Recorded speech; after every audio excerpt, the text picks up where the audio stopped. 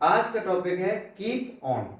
Friends, keep on का मतलब होता है करता रहता है, ता रहता है, ती रहती है या फिर ते रहते हैं। और यहाँ पर मैं आपको एक जानकारी देना चाहूँगा कि कीप ऑन का यूज़ इंग्लिश बोलने में बहुत ज़्यादा होता है। तो चलिए अब देखते हैं कीप ऑन का यूज़। सबसे पहला जो हमारा स्ट्रक्चर है वो है प्रेजेंट सिंपल का, और प्रेजेंट सिंपल में subject plus keep on, keeps on plus verb ING plus object, ये हमारा स्ट्रक्चर है। और अब हम देखेंगे कुछ एग्जाम्पल। वह क्रिकेट खेलता रहता है, he keeps on playing cricket. दूसरा एग्जाम्पल, मैं गाना गाता रहता हूं, आई keep on singing a song. यहां पर आपको मैं ये बताना चाहूंगा कि ये जो कीप ऑन और कीप्स ऑन है, ये कीप ऑन लगता है प्लूरल में आई वी यू दे या किसी बहुवचन के साथ, मतलब प्लूरल के साथ। और कीप्स का यूज सिंगुलर के साथ होता है, ही शी इट।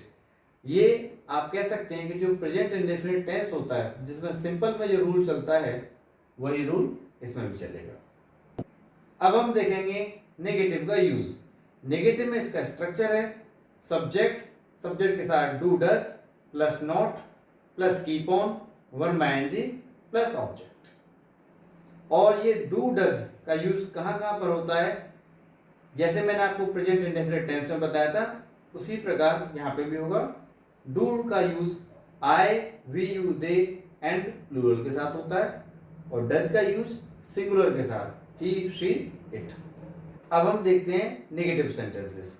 नेगेटिव का स्ट्रक्चर है सब्जेक्ट के साथ do does plus not plus keep on plus verb ING plus object.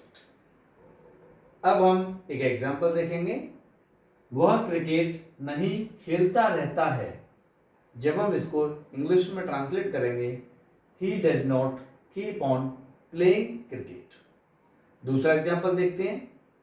मैं गाना नहीं गाता रहता हूं, I do not keep on singing a song. यहां पर आपको ये जानना जरूरी है कहां पर डू का यूज होता है और कहां पर डज का यूज। डू का यूज होता है I we you they and plural के साथ, मतलब कोई भी बहुवचन के साथ। और डज का use he she it and singular के साथ होता है।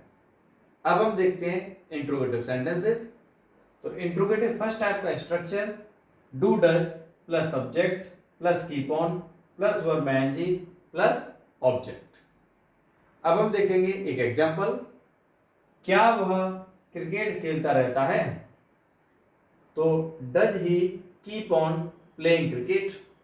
दूसरा एग्जांपल, क्या मैं गाना गाता रहता हूं, इसका जब हम इंग्लिश में ट्रांसलेट करेंगे, do I keep on singing a song. यहां पर आपको यह जानना भी जरूरी है कि जब स्टार्टिंग में किसी भी सेंटेंसेस में क्या आए, तो इसके लिए हम व्हाट का यूज नहीं करते हैं।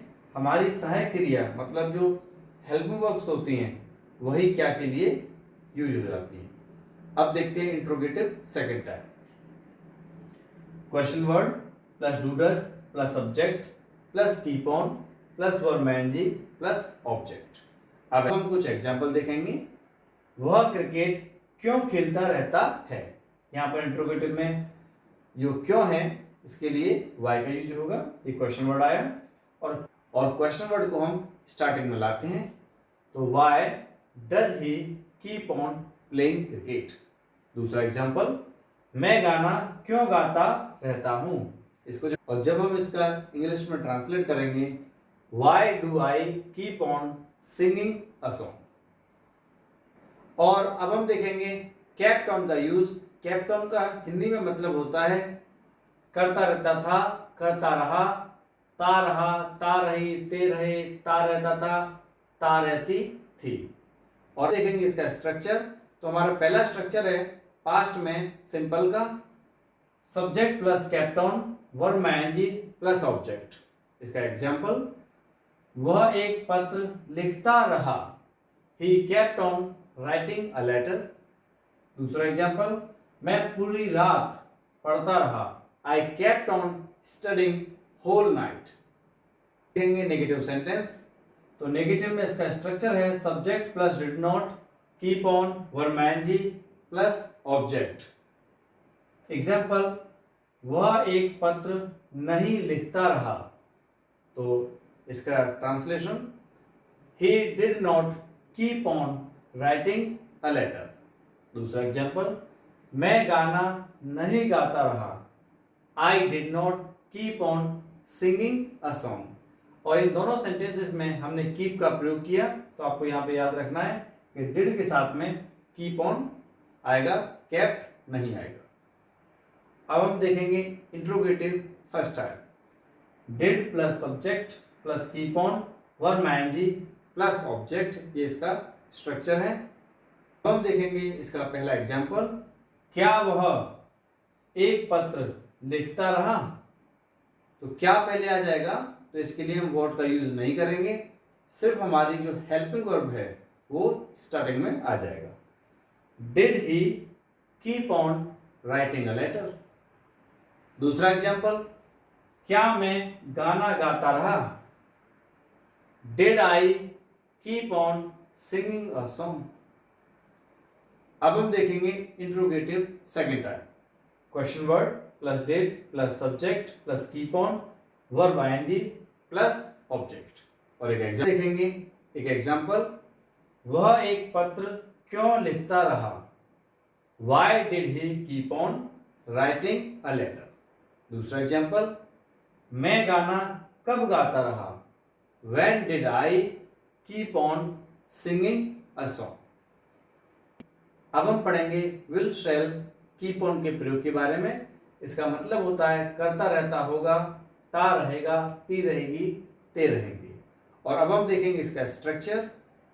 तो सिंपल में इसका स्ट्रक्चर है subject plus will shall plus keep on plus verb ING plus object. और अब हम देखेंगे एक एग्जाम्पल, वह क्रिकेट खेलता रहेगा, he will keep on playing cricket।